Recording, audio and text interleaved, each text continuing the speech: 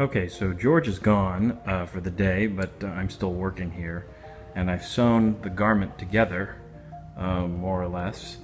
And before I attach the sleeves and finish the collar, with a suit, usually the sleeve kind of puffs out a little bit on this corner, and I think it's because there's interfacing on the shoulder, just to kind of stiffen it a bit. So I'm going to just cut some of this fusible interfacing and press it on there. So I added the interfacing here, but then I took apart the suit that I had bought for my wife to test, and I looked at the sleeve here, which also kind of has that puffy sleeve that a suit has, and it has this batting inside. So I think that's actually what makes the top look puffy. So I'm going to try and duplicate that on the sleeve for this, and we'll see what happens. Alright, since I'm not lining the jacket, rather than use a batting, which would probably fall apart, I just cut a little strip of fleece, because there's a little woven structure in there. It'll keep it from falling apart. So hopefully when I stitch this on, it'll create that little puffy top of the sleeve. Alright, so I sewed on the sleeve. I dripped a little water here, sorry. And it does kind of puff up a little bit. I think it worked out all right. Sewing is all about order of operations. Like, you can sew something one way and it's really easy, and you try to do it another way, it's impossible. So before I close this up, the Star Trek uniform on the cuff had this quilted pattern, these stripes across the cuff. I did a test here. It's kind of like that. It's called Trapunto, and it's all over these 80s Star Trek costumes. But if I were to do this after the sleeve was closed and try and quilt that, it would be almost impossible. So I have to do it while the garment is still open. So I took this, again, this piece of fleece that has a little bit of puffiness to it, and I just backed it with some interfacing, and I serged the sides, because again, I'm not lining the jacket, so it can't fall apart. And I will just put that in there and then quilt the cuff, and then we'll close up the garment, and then we'll move on from there. Alright, so I put the quilting on the cuff, and I closed up the entire thing. This has to be hemmed in there. The next step will be to finish these flaps here, you know, the ones that goes like this. Yeah. And I've cut some fabric, the kind that's going to line it. So this is the same pattern as the flap, but you'll notice I made it a little bit longer on the bottom, just because I can cut it off, just to be safe. If it's too short, then that's a problem. If it's too long, I just cut it off.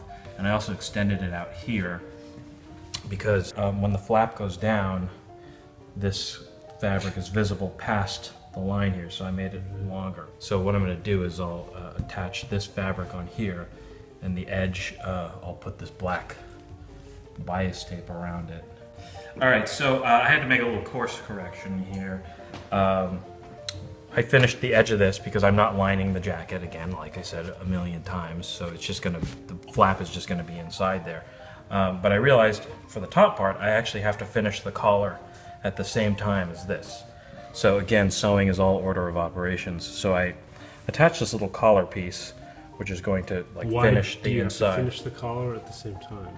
Well, because it's kind of hard to explain, but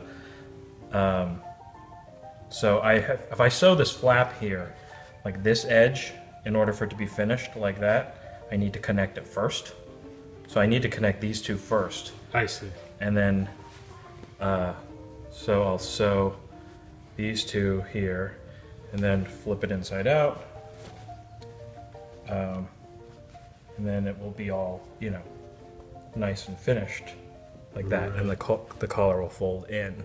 And this is the thing, like when I improvise patterns like this, I just kind of make it up as I go along, and that's kind of what makes it easy in some ways. If you're following an existing pattern, you have to do it exactly the way they do it, and if you don't quite understand it, you have to figure it out, because if you do it some other way, it's probably not going to work out in the end. The edge of this collar is finished. But I have to glue on this side, or rather stitch on this side of the flap, and this black bias tape goes around here as well. But I want to show you something that has really changed my life. This is this temporary spray adhesive for fabric, and you can sew through it. It doesn't gum up the needle, and it just makes things like sewing on patches. If you do costumes, like, it really is like completely necessary, I think. But you just spray this stuff on. It's temporary adhesive, you said? Yeah, eventually it kind of dries up and it's not sticky anymore. I mean, it feels like a Post-it.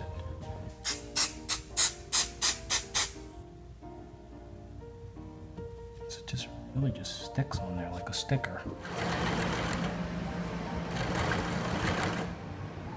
All right, so I attached the bias tape. It was super easy with that adhesive that I showed you.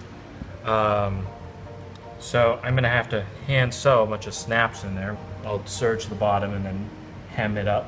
Looks pretty finished to me. And then there's some little details. There's like belt loops and a little patch for the rank and then the flap here. But you know, I'll do those. Maybe I'll cover a little bit here and there. But I mean, the jacket is more or less done. All right, so I did quite a bit of work on this over the weekend.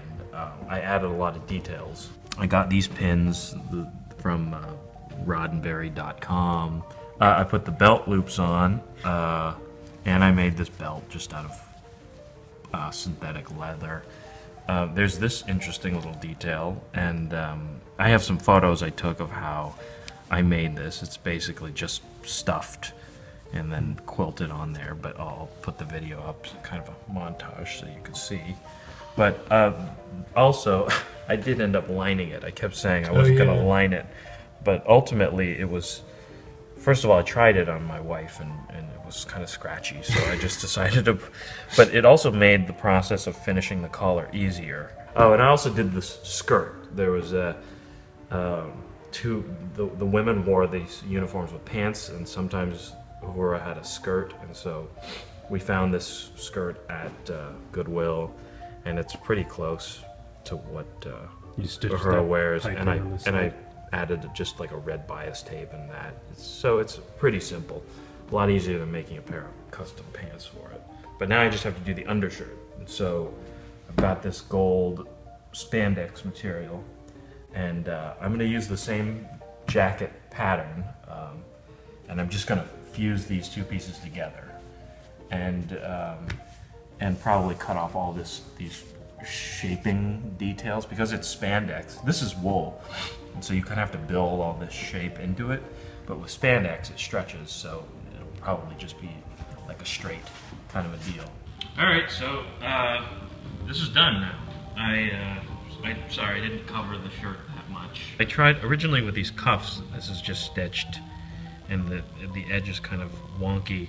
But for the collar, I sewed all these cells and stuffed batting in each one, so the collar really looks nice. There's a little bit of piece of Velcro there to just close the top, and just put a zipper there.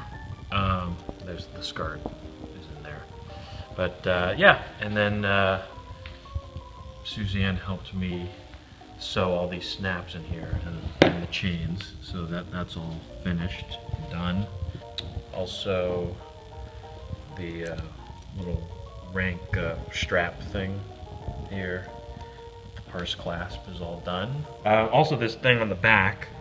Looks like a wheel. Yeah, this is like a tank, a model tank like hubcap thing. So this woman's monster Maroon is done. So if you like this video, please remember to subscribe, and thanks for watching.